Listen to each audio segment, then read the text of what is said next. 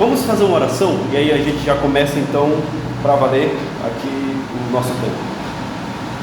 Nosso Deus e Pai, nós te agradecemos pela tua provisão, a tua graça que alcançou os nossos corações. Nós te louvamos, ó Deus, por fazer parte do teu povo e entendermos que a tua obra em nós é algo extremamente maravilhoso. E queremos, ó Pai, a tua ajuda, capacitação do teu Espírito para nos ajudar a enxergar o mundo, nos ajudar a enxergar também o teu plano para nós, tua igreja, para os homens, possamos glorificar o Senhor durante este momento. Assim nós te pedimos, agradecidos, no nome de Jesus. Amém. Eu então iniciarei com o tema aí, o que é evangelizar, buscando uma definição de evangelismo. E aí nós tentaremos nessa tarde, nesse primeiro momento, dividir em 3 partes, tá? O primeiro, nós vamos lidar com as definições, tá? Definições e explicações de termos, evangelho, evangelização e evangelismo. Na segunda parte, vamos tentar uma aplicação prática, né, para entendermos o que é e o que não é, né? Evangelismo, evangelho, evangelização. E por último, eu pretendo tentar também auxiliar numa aplicação de Lucas 24 com a pirâmide de Freytag. Tá? A gente vai mais para frente lidar com essas coisas. Então, meus amados, o que nós entendemos, e a Bíblia é bem franca, ela ensina que Deus, o Criador do mundo, faz homem e mulher, esse homem que carrega a imagem e a semelhança de Deus, está em plena comunhão com Deus. Em um dado momento eles pecam contra Deus e essa imagem é desfigurada, a comunhão é afastada, eles estão longe, agora são inimigos de Deus. E Deus então, ele concede um plano de resgate, né? Então, assim, quando nós falamos de evangelho, a gente não olha apenas para o Novo Testamento, né, para o nascimento de Cristo, mas desde o Antigo, né, desde Gênesis, há um rastro, né, que Deus faz para resgatar o homem.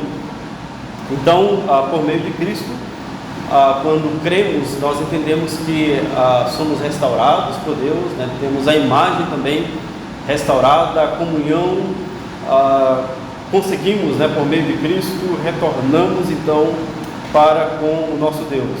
E aí, quando nós olhamos para esse tema, né, de evangelização, pensa que esse é o meio que Deus usa para que os homens entendam acerca do seu plano. E aí então nós olharemos as definições, né, que temos a respeito de evangelho. Deixei aí para vocês a descrição. A gente entende que evangelho é literalmente as boas notícias. Ruangelion, né, ou Euangelion no nosso português, são 2 palavras conectadas, né, o prefixo, ru ou eu, significa bom, de boa excelência, né, algo que é agradável, né, algo bom. E angelion, que é de ângelos, né, de anjo, indica aí mensagem, notícia, né, aquele que dá algum anúncio, né? Então, a ideia de evangelho, né, com evangelização e evangelismo, carrega justamente a definirmos o conteúdo de tudo isso.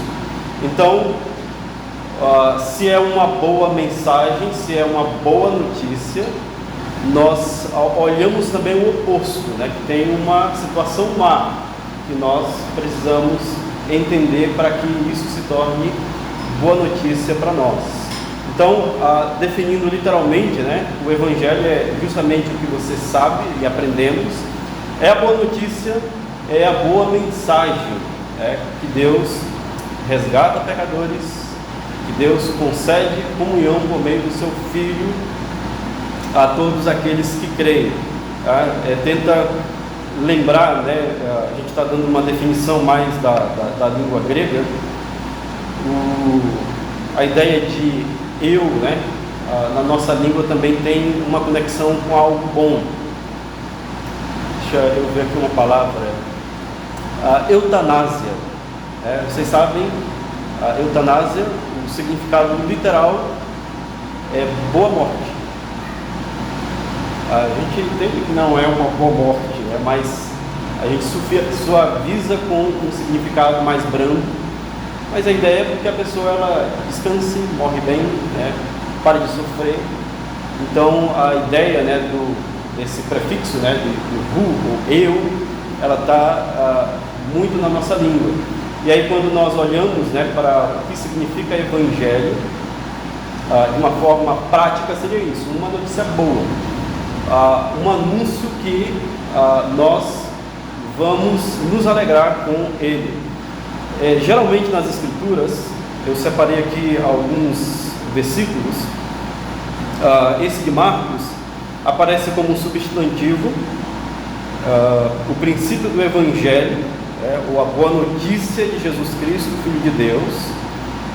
Essa outra de Marcos 1, 14 e 15, depois de João ter sido preso, foi Jesus para a Galileia, pregando o evangelho de Deus, dizendo: o tempo está cumprido e o reino de Deus está próximo, arrependei-vos e credes no evangelho. E aí uma outra descrição de Lucas.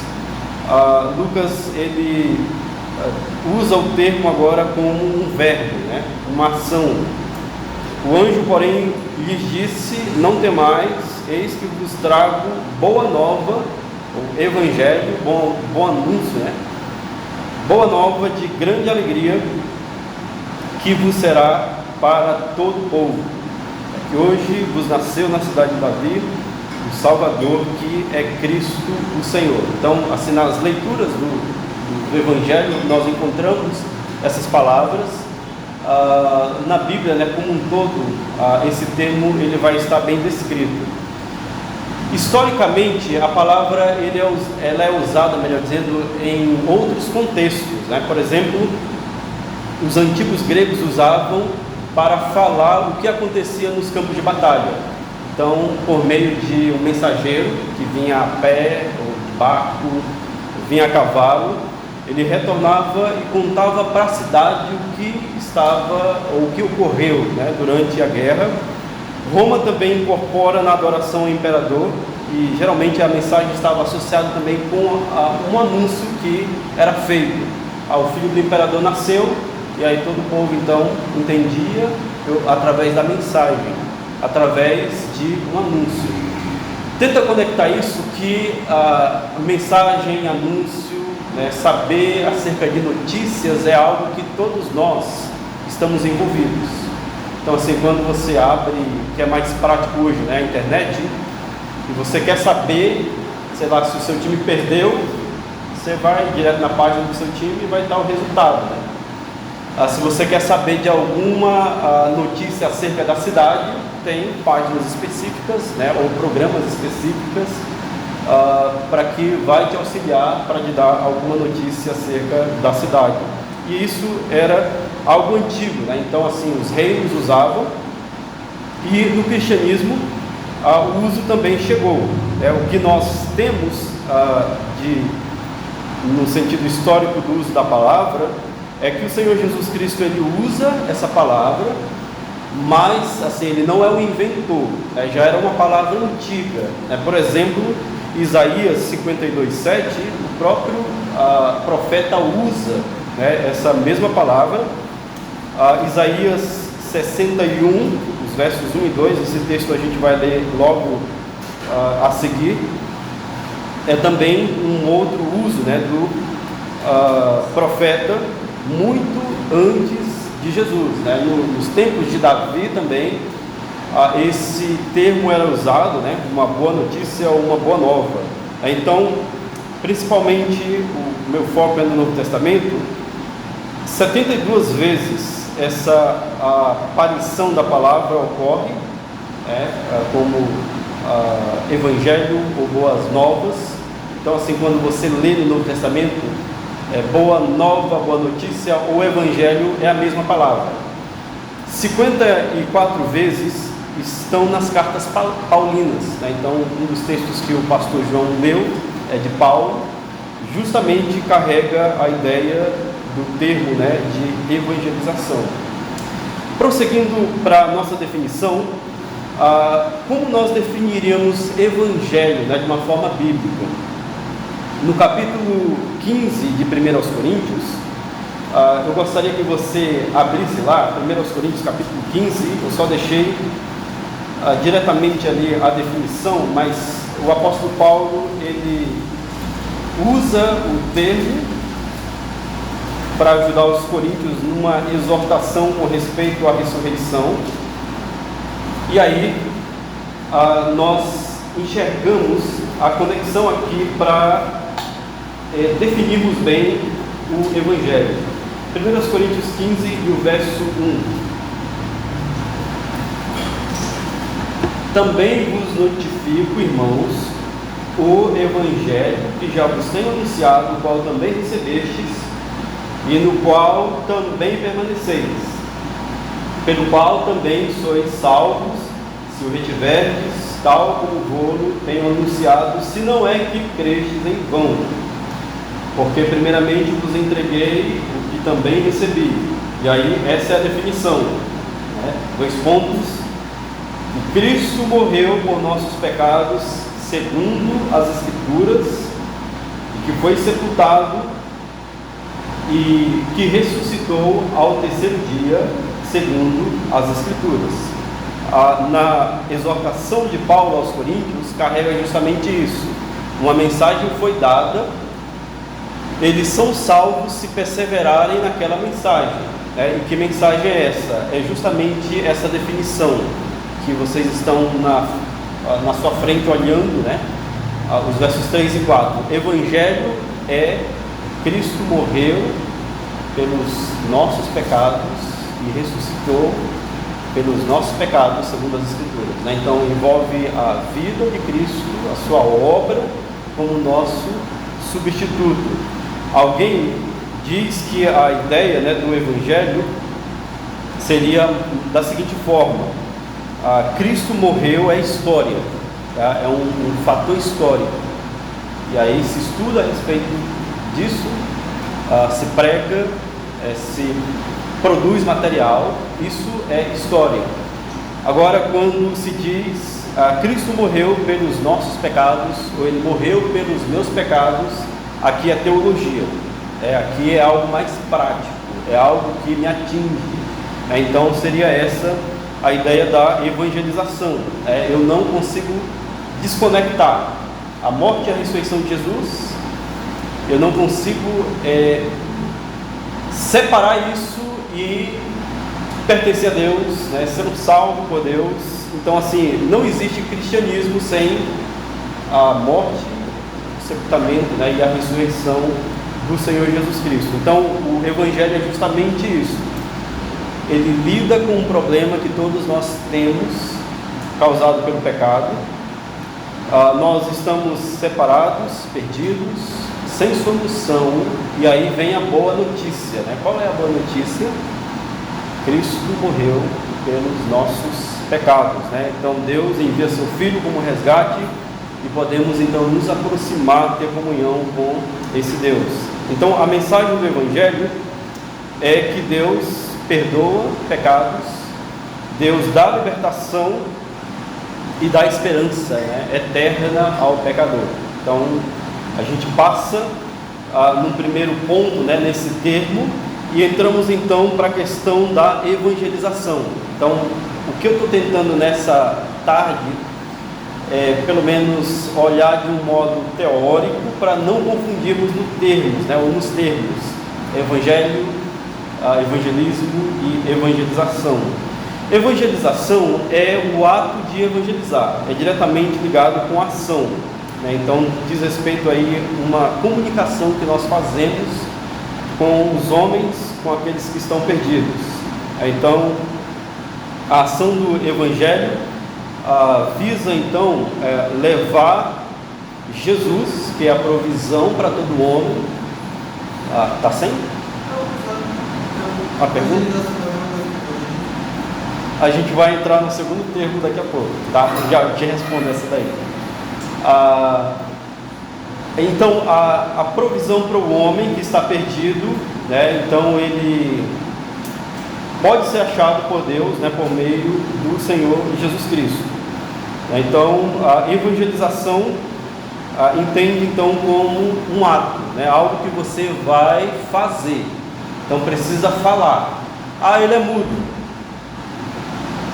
Tem a linguagem de sinais, né? E aí se consegue, né? Ele é mudo e surdo, né? Deus graciosamente consegue alcançar. Mas a ideia é que tem uma ação sempre por trás. Você precisa fazer algo que executa, né? Não você precisa, mas Deus nos usa, né, para fazermos isso. Deixa eu ler essa passagem com vocês, de Lucas 4, 18 a 19. Eu, com a pressa, ontem não consegui descrevê-la toda aí. Lucas 4, 18 e 19. Se você achou, leia para nós aí, bem alto. O Espírito do Senhor está sobre mim, pois que me ungiu para evangelizar os povos, enviou-me a curar os contritos de coração, a proclamar a liberdade aos cativos, e restauração na vista dos cegos, a pôr a liberdade aos oprimidos, a anunciar a nova aceitável do Senhor. Obrigado, irmão. Vocês sabem qual é a passagem que Jesus está tratando aqui? Ele está replicando, né? Isaías 61. É a passagem até que eu mencionei que tinha a ideia de evangelho, né? Boa nova, a boa nova, ou evangelizar. É exatamente essa.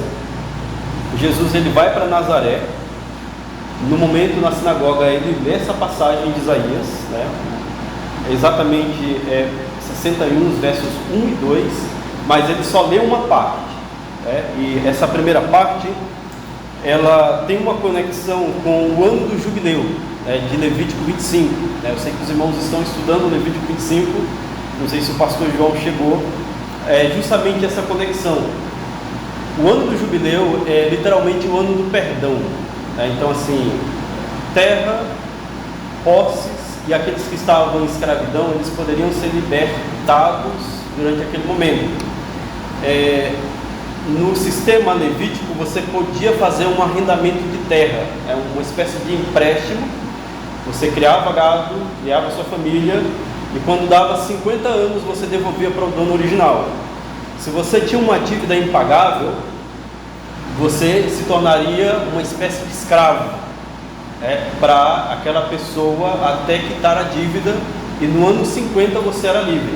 Ou se tivesse um resgatador, ele pagava pelo seu valor e você era livre.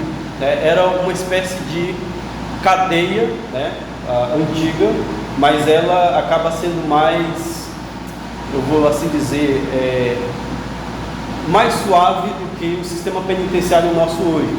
Porque naquele sentido você serviu a outra pessoa, estava amparado pela lei, você não era maltratado, você ainda tinha uma liberdade de ter a família e uma convivência social, mas a ideia é que você teria que pagar alguém até dar esses 50 anos. Quando chegava no ano 50, 7 vezes 7 mais 1, isso, 7 vezes 7, 49 mais 1, 50, dava esse ano do jubileu, e aí as pessoas então eram libertadas. Aqueles que tinham que entregar terras ou alguma dívida teriam então a sua dívida, os seus problemas aí quitados, E aí quando Jesus ele usa Isaías 61, ele faz de forma propositada de não citar o juízo de Deus, A segunda parte é justamente que vai chegar o juízo de Deus, esse ano aceitável vai chegar com tudo e vai nos esmagar, Porém ele cita a primeira parte, que tem uma relação com a sua primeira vinda, o Messias que veio trazer salvação. E a boa notícia da evangelização era essa, que ele vem trazer essa mensagem para o mundo, vai dar visão aos cegos, vai auxiliar aqueles que estão pobres espiritualmente. O Messias então vem para ajudar os homens com as suas dificuldades ou seus problemas, né? Então assim, quando ele lê na sinagoga, toda a plateia sabia o que ele estava fazendo, porque Isaías estava mencionando o que o Messias faria. E quando Jesus lê, ele só fecha e diz: olha, se cumpriu a palavra hoje. As pessoas em silêncio, e a partir dali então ele começa com tudo o seu ministério. E o seu ministério também envolve, né, a evangelização. Então lembra que evangelização seria a ação cujo objetivo é levar os homens a entender o plano de Deus, é levar o homem a confiar na salvação de Jesus Cristo. Eu gosto muito dessa definição, talvez você já leu. Evangelizar é um mendigo dizer a outro mendigo onde encontrar o pão. Então você precisa falar. Eu sei qual é a solução, a gente sabe, e a gente faz isso em todas as áreas. O meu computador deu problema aqui, eu sei solucionar, vem aqui, eu vou te mostrar exatamente os passos. Eu sei como chegar a Jesus, eu sei onde obter paz. Então, a ideia aí é que nós vamos contar, nós vamos auxiliar outras pessoas com palavras, né? Fazendo aí essa ação. E aí o terceiro termo aí é evangelismo, e justamente aí está na pergunta do Gustavo. A palavra não aparece no Novo Testamento, tá? Evangelismo, como exatamente essa palavra, não aparece, não ocorre em nenhum momento. A ideia está relacionada a um sistema, né? Então quando tem o sufixo, né, ismo, sempre vai indicar algum tipo de sistema. Pensa sempre em islamismo, né, o sistema da religião islã, dispensacionalismo. Atualmente no futebol eles falam muito em dinizismo, né, que é as filosofias do Diniz, né, que estão implantadas, e infelizmente na seleção não tem dado certo, né? Mas pensa que quando se fala, né, em evangelismo, está envolvendo uma prática de metodologia. Então é algo que os pastores vão falar depois. Estratégia, técnicas, maneira de nos auxiliar na evangelização. E nós usamos, né, muitas vezes essas técnicas. Por exemplo, conversar sobre qualquer assunto. Na figura, né, deixa eu só botar aqui, atrás tem Jesus, né, com a mulher de Samaria no poço de Jacó, e ali tem uma conversação que vai girar em torno da evangelização, né? Ele vai se identificar como Messias a partir do poço de água, né? E a mulher perguntando, né, como é que essa água pode ser alcançada, a água espiritual que Jesus estava falando. Então conversa sobre qualquer assunto, né, e criar pontes para o evangelho. Sei lá, sobre política, sobre videogame. Eu tenho um amigo que ele tem tratado bastante, né, sobre o videogame, o pastor Luiz Miguel. Ele tem uma página chamada Muito Além dos Videogames, né, e aí tudo assim, videogames antigos, coisas recentes. Ele tenta sempre fazer uma conexão, né? Vai sair ainda esse ano um livro dele pela Trinitas sobre esse tema.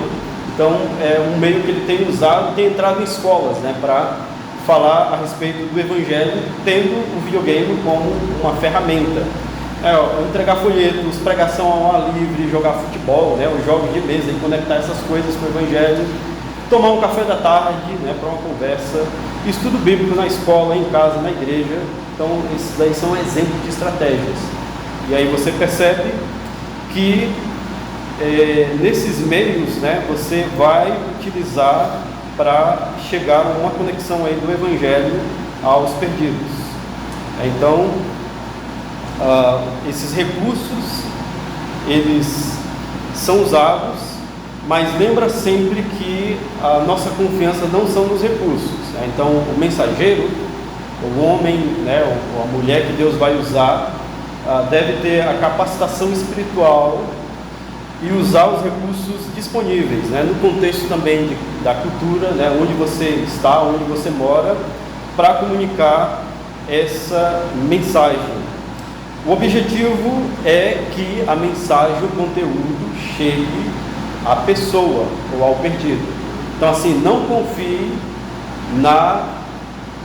no meio, né, no instrumento, né, na forma ou na metodologia, né, mas confie que o Espírito Santo pode te guiar por meio daquela metodologia a chegar à evangelização. Tá? Então, em resumo aí, lembra que Cristo é o nosso principal alvo para criarmos pontes para os nossos amigos, para conhecidos e desconhecidos, e usarmos técnicas para que a evangelização aconteça. Então, no resumo, né, tem o conteúdo da mensagem, as boas novas, o Evangelho da morte e ressurreição de Cristo. Dentro da mensagem, né, eu sou levado a uma ação, né, quando eu falo, quando eu converso, eu estou praticando, né, a evangelização. E quando eu uso, né, uma ferramenta, eu uso alguma técnica, está relacionada a evangelismo. Então, é importante que a gente não confunda, né, não misture todas as coisas, para nos auxiliar em todas essas coisas aí. Rapidamente, de uma forma prática, vamos tentar aqui identificar o que é e o que não é evangelização, o evangelismo e evangelho. As boas novas não são apenas mensagens positivas sobre a vida. Esse é um assunto, né, que talvez é muito recorrente nas nossas no nosso redor, né? Então, nas pessoas que conversamos, principalmente no meio evangélico, né? Porque há uma grande tendência de usarmos a evangelização apenas como uma terapia religiosa, aquelas mensagens positivas, né? Você vai vencer, você é príncipe, então você não fica pobre, você é princesa, então é só com a coroa e ninguém pode, nada, né, de negativo pode acontecer para você. Essas coisas, elas são interessantes, né, termos uma visão correta delas, né? Então, aquela frase, Jesus te ama, ela é muito usada, né, nesses meios, mas essa frase sozinha, ela contém apenas uma parte da verdade. Então, assim, para a gente chegar ao Jesus te ama, a gente precisa olhar um lado sombrio, né, da vida humana, a vida de pecado, a vida de rebeldia, a vida manchada que nós temos contra Deus. Então, assim, se você apenas aplica só o lado positivo, talvez a pessoa não vai dar muita atenção. Mas quando você começa a descrever, né, o que nós somos, como nós temos desprezado Deus, como nós somos também desprezados por Deus, né, por termos o pecado, mas a solução de Deus, né, que muito nos amou, a dar o seu Filho, essa seria aí uma forma, então, de conectarmos o Jesus te ama. Então, assim, a frase solta, ela não vai fazer nenhum sentido. Jesus te ama, Jesus está com saudade de você. Princeso, né? Princeso. Mas lembra que a questão não é sempre uma questão positiva apenas. Por mais que a mensagem ela é positiva, né? O Evangelho é uma mensagem boa, há algo em nós que é ruim e que nós vamos ter que mencionar para entendermos esse lado bom. Um segundo tópico aí é que evangelismo, evangelização não é um debate apologético. Isso vai ser importante para nós, porque em algum momento nós vamos ter que defender alguns assuntos da vida cristã. Então pensa assim que se você tem buscado evangelizar alguém, não é por meio de ganhar um debate ou de ganhar algum assunto específico do debate, né? Seja causas ambientais, né, políticas, ou algo relacionado à própria fé cristã, né? Se Adão tinha um umbigo ou não, quem nasceu primeiro, né? A galinha ou o ovo. Então são coisas que nós vamos defender, né, durante esse período. E aí é um cuidado também, porque vamos ter pessoas de outras denominações, né, ou de outras linhas de fé, que elas vão tentar nos evangelizar, né, ou vão querer uma resposta de nós, e precisamos ter cautela em como responder para essas pessoas. Então assim, se você sabe que uma denominação X ela está longe do Evangelho e longe da Bíblia, tente não acusá-los no primeiro encontro, né? Tenta não mostrar o lado podre, né, do pastor dela ou do líder, para que ela não seja um inimigo seu. Tenta aos poucos, né, conversar como Jesus conversava, né? Lembra que muita conexão do Evangelho mostrava os inimigos, né, os opositores, tentando buscar, né, alguma forma de pegá-lo, né? E aí por meio do que ele fazia, ou por alguma parte específica da teologia dele. Por exemplo, aquela passagem da ovelha perdida, da parábola, ele conta a parábola porque os fariseus, eles reclamam porque ele recebia e comia com pecadores.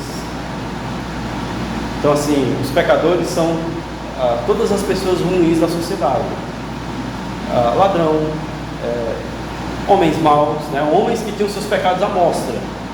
E aí a reclamação deles era essa: Jesus está comendo com essas pessoas, né? Ele está conversando com esses homens. E aí a parábola da ovelha perdida é justamente uma chamada, né, para eles de que Deus ele vai até o final buscar aqueles que se perdem. E todos nós, né, todos eles eram pessoas perdidas. Então, de uma forma calma, tranquila, ele responde. Ele poderia muito bem ter calado e continuado a vida, poderia, mas de uma forma pacífica. Ele vai mostrar a todos, né, os discípulos entendem isso também, o que ele queria passar através daquele momento de embate. Também a evangelização, evangelismo, evangelho, não é uma ação político-social. Essa talvez é uma área que vai confundir bastante nós, né? Nós, eu digo, os evangélicos, porque há uma grande tendência de conectar sempre a política ou a ação social com o evangelho. Deixe explicar isso de uma forma mais simples. O evangelho não nos dá uma garantia de um bom governo. Assim, o evangelho não nos garante de que vamos estar livres de um governo mau. Também não é uma garantia de um melhoramento na nossa estrutura social, na estrutura política. O evangelho muda governantes, muda a estrutura social, e o cuidado é justamente de invertermos isso, né? De olhar isso como o nosso Salvador, a nossa salvação, e esquecermos o principal ponto, né? O conteúdo, que é a mensagem. Pensa assim que ajudar os pobres, aqueles que estão em mais vulnerabilidade na nossa sociedade, é uma ação boa, tá? É algo honroso. Porém, quando nós fazemos isso sem a mensagem, é apenas uma ação social, tá? É uma ação política, uma ação social. ela não é evangelho. Você vai alimentar alguém, isso não significa que é evangelismo. Agora, quando essa mensagem está conectada, né, com aquele prato de comida, você vai fazer de alguma forma com que aquela ação chegue, né, aquelas pessoas, aí sim é evangelismo. Tinha um professor nosso, né, eles eram americanos, a esposa dele evangelizava prostitutas, né, no centro de Curitiba. E aí ela pegava algumas meninas para ir com ela, né? E assim, era um ambiente, eu nunca fui, né? As meninas contavam, mas era um ambiente pesado, um ambiente podre, e era a forma como ela tentava se aproximar, ou pagava o horário dela ali, e conversava, e tentava conectar. O marido dela, ele pagava comida para moradores de rua, né? Então ele convidava eles para sentar no restaurante, né? Pagava a refeição e começava a conversar sobre a história dele, ou deles, né? E aí tentava então fazer uma conexão com o Evangelho. Então você percebe, né, que se eles apenas dessem ou dinheiro ou alimentação, mas sem a mensagem, é só uma ajuda, né? E essa ajuda qualquer pessoa consegue fazer, tá? Então tenta olhar isso para que não nos perdemos, né, de vista aí com respeito do Evangelho. E o que é o Evangelho? É a mensagem, a explicação, é a aplicação das boas notícias sobre a morte e ressurreição de Jesus, tá? Então essa mensagem, ela precisa ficar clara na nossa mente, no nosso coração. Ela precisa, né, ser mais desenvolvida por nós, para que na nossa conversação se crie pontes, né, se crie conexões, né, links do que nós estamos tratando ou conversando, para que os homens tenham interesse, né, ou tentem entender esse plano salvador. Eu tenho uma citação aqui que eu quero ler com vocês, que eu achei uma definição muito boa. É do Pacto de Lausanne. Evangelizar é espalhar as boas novas de que Jesus morreu por nossos pecados e foi levantado da morte de acordo com as Escrituras, e que, como o Senhor que reina, Ele agora oferece perdão dos pecados e o dom libertador do Espírito a todo aquele que se arrepende e crê. A nossa presença cristã no mundo é indispensável para o evangelismo, e este é o tipo de diálogo cujo propósito é fazer com que se ouça cuidadosamente a mensagem a fim de entendê-la. Mas o evangelismo por si mesmo é a proclamação do Cristo histórico e bíblico como Salvador e Senhor, com vistas a persuadir as pessoas a virem a Ele pessoalmente e a serem reconciliadas com Deus. Eu gostei muito dessa definição. O persuadir ali no final tenta lembrar que não é algo que nós vamos fazer com a nossa autoridade ou impor, né, às pessoas. Nós simplesmente vamos apresentar a mensagem às pessoas. As pessoas vão dar uma resposta quanto a essa mensagem, e o Espírito Santo trabalhará, né, durante essa mensagem, para que eles então sejam aí reconciliadas com o próprio Deus.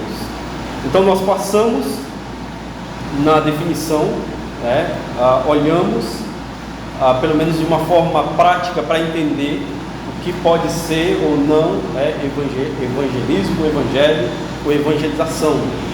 Lembra sempre, né, quando vem aqui muita coisa na mente, eu gosto muitas vezes de assistir as entrevistas dos jogadores de futebol, né? E a minha esposa, ela sempre fala, assiste futebol e depois ainda vai ver entrevistas, né? E aí geralmente eu gosto de ver, né, como um jogador mais novo, ele dá entrevista e você vê uma diferença, né, para um jogador mais velho. E é sempre um graças a Deus, né? Deu tudo certo e tal. Aí eu falo para ela, tá vendo, Alice? Ele é crente. Aí ela, quem diz, né? Quem me prova, né? Mas assim, falar o nome de Deus não é evangelismo. Nós somos representantes de Deus, tem uma mensagem de Deus e espalhamos isso para o mundo. Ter uma faixa, um título de campeonato, eu sou de Jesus, eu sou 100% de Jesus, ela não vai conectar nada, a não ser que você consiga explicar o que é 100% de Jesus, o porquê você é de Jesus e os outros não. Então, assim, coisas que vamos usar talvez vai ser chamativo, ou um livro que alguém está lendo, uma blusa, sei lá, com algumas palavras da fé, do Evangelho, e a pessoa vai te perguntar, por quê? Onde você comprou? O que significa isso? São bons momentos para te auxiliar. Então pensa assim que evangelismo não é qualquer coisa jogada. Então tem uma mensagem com conteúdo. Cristo morreu, ressuscitou pelos nossos pecados. Tem uma ação, você vai ter que explicar, vai falar a respeito disso, e uma metodologia dentro dessa ação. Eu gostaria de aplicar, no pouco tempo aqui que eu tenho, uns 8 minutos, nessa pirâmide de Freytag. Quantos já ouviram dessa pirâmide? Não? Tá. A pirâmide de Freytag, é o próprio nome do autor, Gustav Freytag, um escritor alemão. Ele desenvolve uma estrutura originalmente de 5 atos, e depois é acrescentado mais 2, que nesses atos serve para qualquer atividade dramática, qualquer história que nós fazemos. Por exemplo, não sei qual é o livro que você mais gosta ou a série. Tem alguma série assim que você diz, essa é boa, viu? Alguém quer? Ninguém assiste série, pastor, tá? O pessoal usa bem o tempo. Rapaz, alguma série aí boa assim para recomendar? Pode ser o Chaves, o Chapolin, The Chosen. The Chosen é legal. Eu gosto do Peregrino, eu tenho lido bastante com os meus filhos, a gente está indo para a 3ª vez agora, e temos sempre um mapa e vamos acompanhando a mensagem, as passagens do cristão, e depois também a cristiana na Peregrina. Mas pensa assim, toda essa ideia de narrativa, a ideia que estão nas séries e filmes, tem as estruturas dele. Então tem sempre uma exposição, tem sempre um incidente, um incidente é sempre uma crise. Então pensa, sei lá, no CSI, Criminal Minds, sempre tem uma morte ali, uma tragédia, e eles vão ter que desvendar tudo aquilo. Tem uma ação ascendente, um clímax, uma ação descendente, uma resolução e um resumo. Eu estou tentando aplicar isso para a nossa ideia de evangelização e evangelismo. No drama das Escrituras, na história da redenção, essas estruturas de Freytag estão conectadas. Então, assim, por mais que Freytag descobriu recente, a Bíblia já mostra há muito tempo. Como, por exemplo, a criação original. Deus inicia o mundo, cria homem e mulher perfeitos, à semelhança de Deus. A queda é um incidente, há uma crise, há uma ruptura, há um problema que precisa ser resolvido. O Antigo Testamento seria essa ação ascendente, Então, assim, tudo que o Antigo Testamento, com as suas histórias, com a simbologia da lei, com o que os profetas vão dizer, está apontando para Jesus Cristo, que é o centro do Evangelho. E aí o clímax é a encarnação. Então, se eles estão apontando para algo, e em Jerusalém eles é encarnado, ele se encarna, vem ali, é um momento chave crucial da história. A ação descendente seria o período da igreja. Então, assim, nós estamos numa fase que já sabemos, já temos uma boa resposta, né, para dizer o que Cristo veio fazer, o que os antigos entendiam, né, o que eles falavam a respeito de Cristo. Então estamos caminhando. E na segunda vinda seria a resolução, né? Cristo ele vem e aí ao vir ele vai resolver os nossos problemas, né, de uma vez por todas. E o resumo então seria a nova criação. Então essa é basicamente a ideia da história cristã, né, a história da redenção. Na sua série, seu livro de narrativa ou de ficção, você vai conseguir identificar tudo isso. E nas narrativas bíblicas também você consegue identificar. Eu peguei o exemplo aqui de Lucas 24, aí tem o arco histórico, né, do Evangelho, e principalmente o verso 27 diz que todas as escrituras, ou todas as coisas escritas sobre ele, estão escritas sobre Cristo. Então tudo que o Novo Testamento, né, lei, profeta, salmos, falavam, diz respeito a Jesus Cristo. E deixa eu rapidamente mostrar a lei de Freytag aqui. Então a exposição é que eles conversam a respeito do que aconteceram em Jerusalém. Lembra Lucas 24, os 2 discípulos de Emaús, eles saem tristes, voltam para a aldeia, e aí a tristeza se dá porque eles viram a morte de Cristo, mas não viram a ressurreição, e aí eles ficaram fragilizados, retornaram para a aldeia. O incidente, né, ou a crise, é justamente não virem Jesus. Então assim, tanto eles quanto os discípulos estavam dispersos e frágeis naquele momento, porque assim, eles ouviram a mensagem de Jesus, mas não viram uma confirmação, porque até então alguns falaram que Jesus ressuscitou, mas eles exatamente não viram o Senhor Jesus. E aí eles caminham para a aldeia de Emaús. Só para lembrar, a aldeia de Emaús ficava a 11 quilômetros de distância de Jerusalém. Então assim, é uma caminhada legal, que eles vão conversando e vão tratando sobre esse assunto. A ação ascendente é a companhia de Cristo. Cristo então chega como estranho, começa a conversar com eles, né? E aí o interessante é que Jesus pergunta, né, olha, o que vocês estão conversando, né? O que aconteceu? E eles começam a contar, né? Você não sabe, né? Será que é o único que não sabe o que aconteceu aqui em Jerusalém? Nós acreditávamos que o Cristo, né, seria o que traria a libertação para Israel. Ele morreu, ele disse que ressuscitaria no terceiro dia, já é o terceiro dia, e nós não o vemos, né? Não o vimos. Então Jesus vai auxiliar nessa conversa, auxiliando aí na questão de dar esperança a eles. O clímax é justamente quando Jesus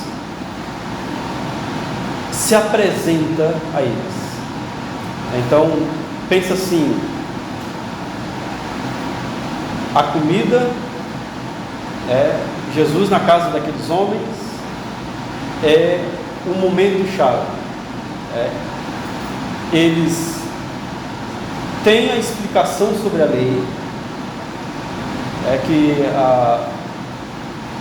a explicação vai estar relacionada justamente com a fé deles em Jesus, leis, profetas, salmos, falando tudo sobre Jesus.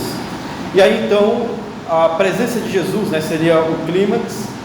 A ação descendente seria a explicação para que eles começassem a perceber a história, e a resolução seria a mesa, né, de jantar. Então assim, a revelação de Jesus é no lugar mais simples, numa casa, numa mesa, eles curvam a cabeça para orar e desaparece. E aí tem um estalo. Será que percebeu que o nosso coração ardia quando ele estava expondo as Escrituras para nós? E o texto diz que eles deixaram ali as coisas, né? Eu entendo que eles nem comeram, voltaram mais 11 quilômetros para Jerusalém, e o resumo, né, é que ao chegarem lá, eles ouvem que Jesus apareceu. Pedro viu Jesus e eles começam a contar a experiência deles no caminho de Emaús. Lucas 24 é basicamente um evangelho. Eles estão discorrendo sobre a morte e ressurreição de Jesus, o que dá esperança, o que dá fé, o que dá certeza para a nossa fé cristã. E essa é a real experiência, né, que todos nós temos, todos nós enfrentamos.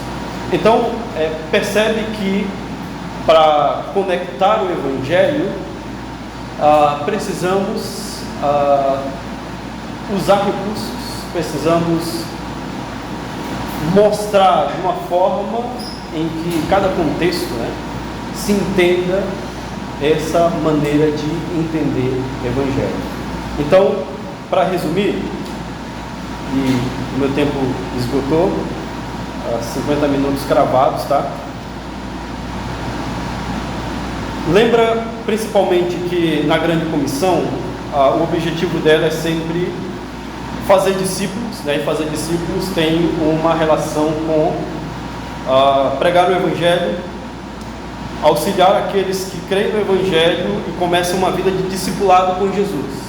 Tá? Então nós vamos mostrar a mensagem, né? E aqueles que responderem a mensagem, eles caminham com Jesus e nós auxiliaremos eles no caminho com Jesus. E aí nós resumimos o que nós tratamos nessa tarde da seguinte forma: o Evangelho então é o conteúdo, tá? É a mensagem, são as boas notícias que nós recebemos da parte de Deus.